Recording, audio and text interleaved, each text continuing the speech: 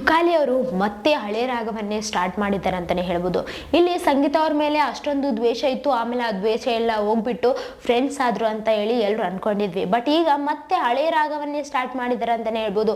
ಯಾಕಂತಂದರೆ ಈ ಒಂದು ಬಿಗ್ ಬಾಸ್ ಮನೆಯಲ್ಲಿ ಬಿಗ್ ಬಾಸ್ ಅವರು ಈ ಥರ ಕಾರ್ಡ್ಸಿದೊಂದು ಟಾಸ್ಕ್ ಇಟ್ಟಿದ್ರಲ್ವ, ಅಂದರೆ ಎಮೋಷ್ನಲ್ದೊಂದು ಆರೋಪದೊಂದು ಈ ಥರ ಆ ಕಡೆ ಈ ಕಡೆ ಹೋಗಿ ಮಾತಾಡ್ತಾರೆ ಅನ್ನೋದೊಂದು, ಇದೇ ಥರ ಅಮಾಯಕ ಒಂದು ಈ ಥರ ಗೆಳೆತನ ಈ ಥರ ಕಾರ್ಡ್ಸ್ ಕೊಟ್ಟಿದ್ರಲ್ಲ, ಆ ಒಂದು ಕಾರ್ಡ್ಸ್ಗಳ ಮೇಲೇ ಈಗ ಈ ಒಂದು ಬಿಗ್ ಬಾಸ್ ಮನೆಯಲ್ಲಿ ಮೊದಲಿಂದ ಕೂಡ ಏನೇನಾಗಿದೆ ಏನೇನಿಲ್ಲ ಅನ್ನೋದನ್ನ ಅವರು ಎಲ್ಲವನ್ನ ತಗೊಂಡ್ಬಿಟ್ಟು ಲೆಕ್ಕಾಚಾರ ಹಾಕ್ಕೊಂಡು ಆ ಒಂದು ಕಾರ್ಡ್ ಯಾರಿಗೆ ಸೆಟ್ ಆಗುತ್ತೋ ಅವ್ರಿಗೆ ಕೊಡೋದಿತ್ತಲ್ವ, ಆ ಒಂದು ಕಾರ್ಡ್ ಕೊಡೋದ್ರಲ್ಲಿ ಮತ್ತೆ ಹಳೆ ರಾಗವನ್ನೇ ಸ್ಟಾರ್ಟ್ ಮಾಡಿದ್ರು ಅಂತಲೇ ಹೇಳ್ಬೋದು. ಅವ್ರು ಮರೆತರು ಕೂಡ ಬಿಗ್ ಬಾಸ್ ಅವ್ರು ಇಲ್ಲಿ ಮರೆಯೋದಕ್ಕೆ ಬಿಡಂಗಿಲ್ಲ ಅಂತಲೇ ಹೇಳ್ಬೋದು. ಯಾಕಂತಂದರೆ ಟಾಸ್ಕ್ಗಳು ಹಂಗಿರ್ತಾವಲ್ಲ, ಸೊ ಯಾರ್ಯಾರ ಮನಸ್ತಾಪ ಹೆಂಗಿರುತ್ತೆ ನೋಡಿ. ಈಗ ಚೇಂಜ್ ಆಗಬೇಕು ಮತ್ತೆ ಒಂದಾಗಬೇಕಂತ ಹೇಳಿ ಅನ್ಕೊಂತಾರೆ, ಮತ್ತು ಅದೇ ಮರುಕ್ಷಣವೇ ಜಗಳಗಳು ಆಗ್ತಾವಂತಲೇ ಹೇಳ್ಬೋದು. ಏನು ಮಾಡೋಕ್ಕಾಗಲ್ಲ, ಇದು ಬಿಗ್ ಬಾಸ್. ಯಾಕಂತಂದರೆ ಎಲ್ಲರೂ ಕೂಡ ಗೆಲ್ಲೋದಕ್ಕೆ ಅಂತಲೇ ಬಂದಿದ್ದಾರಲ್ವ.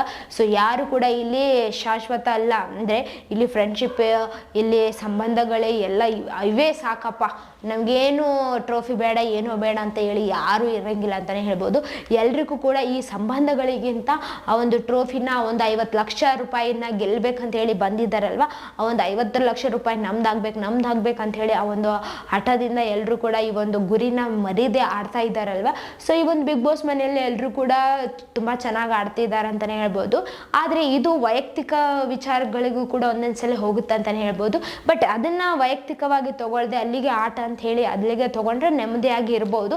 ಇಲ್ಲ ಈಗ ಹಂಗೆ ನಾನು ಪರ್ಸ್ನಲ್ ಆಗಿ ತೊಗೊಳ್ತೀವಿ, ಅವ್ರಿಗೂ ಪರ್ಸ್ನಲ್ ಆಗಿ ಟಾರ್ಗೆಟ್ ಮಾಡ್ತೀವಿ ಅಂತ ಅಂದಾಗ ಆ ಒಂದು ನಾಳೆಗೂ ಕೂಡ, ಅಂದರೆ ಈ ಒಂದು ಬಿಗ್ ಬಾಸ್ ಮುಗಿದ ಮೇಲೆ ಕೂಡ ಆ ದ್ವೇಷ ಅದು ಹಂಗೆ ಕಂಟಿನ್ಯೂ ಆಗಬಹುದೇನೋ ಅಂತ ಹೇಳಿ ಅನಿಸ್ತಿದೆ, ಹೌದಲ್ಲ? ಮತ್ತು ಆದರೆ ಈ ಒಂದು ಬಿಗ್ ಬಾಸ್ ಮನೆಯಲ್ಲಿ ಅದಕ್ಕೆಲ್ಲ ಜಾಗನೇ ಇಲ್ಲ ಅಂತಲೇ ಹೇಳ್ಬೋದು. ಯಾಕಂತಂದರೆ ಬಿಗ್ ಬಾಸ್ ಅಂದರೆ ಅಲ್ಲಿ ಒಳಗಡೆ ಏನು ನಡೀತಿದೆ, ಏನೇನು ಅರ್ಥ ಮಾಡ್ಕೊಂಡಿದ್ದಾರೆ, ಏನೇನು ಕಲ್ತಿದ್ದಾರ ಅಷ್ಟೇ. ಆಮೇಲೆ ಈ ಒಂದು ಬಿಗ್ ಬಾಸ್ ಮುಗಿದ ಮೇಲೆ ಹೊರಗೆ ಬರ್ತಾರಲ್ಲ, ಅವಾಗ ಅವರು ಇಲ್ಲಿ ಏನೇನು ತಪ್ಪು ಮಾಡಿದ್ವಿ, ಏನೇನಿಲ್ಲ, ಎಷ್ಟು ಪಾಠ ಕಲ್ತಿದ್ದೀವಿ, ಇಷ್ಟು ಜನ ಜೊತೆ ಇದ್ದಾಗ ಎಷ್ಟು ಚೆನ್ನಾಗಿತ್ತು ಲೈಫು, ಮತ್ತೆ ಅಲ್ಲಿಗೆ ಹೋಗೋಣಪ್ಪ, ಇದು ಹೊರಗಿನ ಪ್ರಪಂಚ ಬೇಡ ಅಂತ ಹೇಳಿ ಕೂಡ ಅನ್ನೋರು ಇದ್ದಾರೆ, ಅಂತಾರು ಕೂಡ ಅಂತಲೂ ಹೇಳ್ಬೋದು ಈ ಒಂದು ಬಿಗ್ ಬಾಸಿಂದ ಹೊರಗೆ ಬಂದ ಮೇಲೆ ಎಲ್ಲರೂ ಕೂಡ. ಆದರೆ ಇಲ್ಲಿ ತುಕಾಲಿ ಅವ್ರ ಹೆಂಡತಿಗೆ ಮಾತ್ರ ಸಂಗೀತ ಅವ್ರು ತುಂಬಾ ಇಷ್ಟ ಆಗಿದ್ದಾರೆ. ಬಟ್ ಇಲ್ಲಿ ತುಕಾಲಿ ಅವ್ರಿಗೆ ಯಾಕೆ ಇಷ್ಟ ಆಗ್ತಿಲ್ಲ ಸಂಗೀತ ಅವ್ರು ಅಂತ ಹೇಳಿ ಎಲ್ಲರೂ ಅನ್ಕೊಂಡಿದ್ರು. ಆಮೇಲೆ ಒಳಗಡೆ ಅವ್ರ ಹೆಂಡತಿ ಬಂದ್ರೆ ಅಲ್ವಾ, ತುಕಾಲಿ ಸಂತೋಷ್ ಅವ್ರ ಹೆಂಡತಿ ಬಂದ್ಮೇಲೆ ಎಲ್ಲ ಮಾತುಕತೆ ಆದ್ಮೇಲೆ ಎಲ್ಲ ಇದಾದ್ಮೇಲೆ ಒಂದು ಅಂತಕ್ಕಂತ ಹೇಳಿ ಬಂದು ಇವರು ಒಂದು ಜಗಳ ಫುಲ್ ಸ್ಟಾಪ್ ಆಯ್ತಾ ಒಂದು ಜಗಳಕ್ಕೆ ಅಂತಾನೆ ಹೇಳ್ಬೋದು. ಮತ್ತೆ ಫ್ರೆಂಡ್ಸ್ ಆದ್ರೆ ಇಬ್ರು ಕೂಡ, ಅಂದ್ರೆ ಸಂಗೀತ ಅವರು ಮತ್ತೆ ತುಕಾಲಿ ಅವರು. ಆದ್ರೆ ಈಗ ಮತ್ತೆ ಆ ಹಳೆ ದ್ವೇಷ ಏನಿತ್ತೋ ಅದೇ ಮತ್ತೆ ಕಂಟಿನ್ಯೂ ಆಗ್ತಾ ಇದೆ ಅಂತಾನೆ ಹೇಳ್ಬೋದು. ಎಲ್ಲವೂ ಕೂಡ ಯಾಕೆ ಆಗ್ತಿದೆ ಅಂತಂದ್ರೆ ಆ ಒಂದು 50 ಲಕ್ಷ ರೂಪಾಯಿ ಗೆಲ್ಲೋದಕ್ಕಂತಾನೆ ಹೇಳ್ಬೋದು. ಎಲ್ಲರೂ ಕೂಡ ತಮ್ಮ ತಮ್ಮ ಗುರಿಯನ್ನು ಮಾತ್ರ ಯಾರು ಕೂಡ ಮರಿತಾ ಇಲ್ಲ ಅಂತಾನೆ ಹೇಳ್ಬೋದು. ಅವ್ರವ್ರ ಮನೆಯವರಿಗೆ ಯಾರ್ಯಾರು ಇಷ್ಟ ಅದು ಸೆಕೆಂಡ್ರಿ, ಅವ್ರಿಗೆ ಯಾರು ಇಷ್ಟ ಅವರು ಇಲ್ಲಿ ಇಂಪಾರ್ಟೆಂಟ್ ಆಗ್ತಾರೆ ಅಂತಾನೆ ಹೇಳ್ಬೋದು.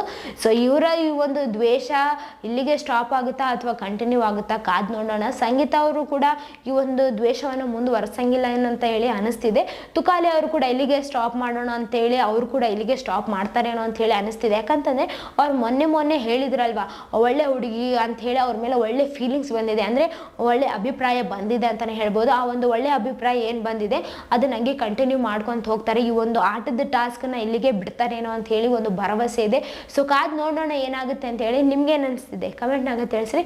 ಇದೇ ಥರ ಮತ್ತಷ್ಟು ವಿಡಿಯೋಸ್ಗಾಗಿ ನಮ್ಮ ಚಾನಲನ್ನು ಲೈಕ್ ಮಾಡಿ, ಶೇರ್ ಮಾಡಿ, ಸಬ್ಸ್ಕ್ರೈಬ್ ಆಗಿ. Thank you.